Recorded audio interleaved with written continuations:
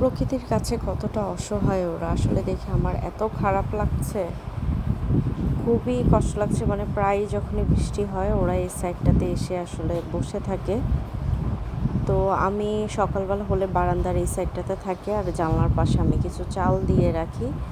তো এই বাঁশের পর্দার এই সাইডটাতে ওরা এই যে দড়িতে এসে ওরা দাঁড়িয়ে থাকে। সাধারণত আমি আসলে এই দড়িটা দিয়েছি হচ্ছে গিয়ে পাখি দাঁড়ানোর জন্য। ওদের এই যে পাখি যে শব্দটা, এটা আমার কাছে খুব ভালো লাগে। তো আজকে সকাল থেকে বেশ বৃষ্টি, সব জায়গাতেই বৃষ্টি হচ্ছে। তো আমি হচ্ছে গিয়ে ঘরেই ছিলাম, আজকে বারান্দায় যাইনি যেহেতু বৃষ্টি ছিল। আর হঠাৎ করে নিচে থেকে বেল দেওয়াতে আমি দেখতে গেলাম যে আসলে কে আসছে। তো যেয়ে দেখি যে 3-4টা পাখি আমার এই দড়ির মধ্যে দাঁড়িয়ে আছে। মানে ওরা বৃষ্টিতে ভিজে কাঁপছিল, এমন একটা অবস্থা। কতটা অসহায় হয়ে দাঁড়ায় আছে, আমাকে দেখে 3টা উড়ে গেছে, আর একটা হচ্ছে গিয়ে ওই গ্রিলে গিয়ে দাঁড়ায়। এই যে আমাদের নিচ থেকে আসলে দেখা যায়, মানে বৃষ্টির ফোঁটাগুলো কত বড় বড় পড়ছে, একদম স্পষ্টভাবে দেখা যাচ্ছে।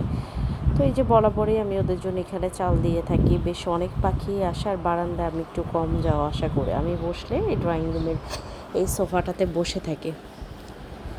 তো আমি হচ্ছে গিয়ে ওই চাল দিয়ে রাখি। তো ভাবলাম যে ওই সাইডটাতেও যেহেতু খালি আছে, ওই সাইডটাতেও কয়টা চাল দিয়ে রাখি।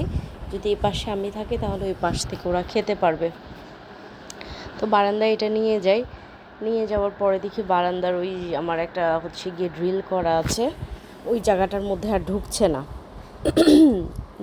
আর পাখিটা এইভাবেই দাঁড়ায় আছে। ওই যে আমার ছেলে ঘরের ভিতর থেকেই দেখছিল, বারান্দা এত বৃষ্টি, এবার বারান্দায় দাঁড়ানো যাচ্ছিল না। তো ও ডাকছিল, পাখি আসো আমাদের বাসায় আসো। আসলে ছোটো মানুষ বুঝে না। তো তো আমি এই যে ঘরে এসে ওই যেই আমার যে কৌটাটা ছিল ওইটা হচ্ছে গিয়ে করে নিলাম, একটু ছিদ্র করে নিলাম, যাতে ওই জায়গাটাতে আমি এটা বসিয়ে দিতে পারি। সাধারণত ওরা আমার হচ্ছে গিয়ে জানলার এখান থেকেই খায়। আর এটা হচ্ছে গিয়ে আমি নতুন করে দিচ্ছি, করে দিলে হয়তো বা যদি এখান থেকে খায়, পাশে হচ্ছে গিয়ে আমি আরেকটা ছিদ্র করে পানি রেখে দিব।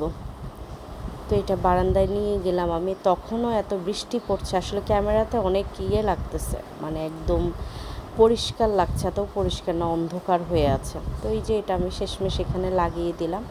যদি এখান থেকে পাখি চাল খায়, আমি হচ্ছে গিয়ে পাশে একটা ছিদ্র করে পানির ব্যবস্থা করে দিব। আরও 2-3টা পাত্রেই হচ্ছে গিয়ে চাল রেখে দিব।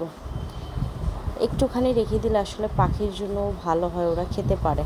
আর যেহেতু আমার অনেক বড় খোলা বারান্দা, এই পাশটাতে আমার গাছ ছিল অনেক, এখন নেই। যে কত বড় বড় ফোঁটা দেখা যাচ্ছে, খুব কষ্ট লাগছিল আসলে দেখে আমার।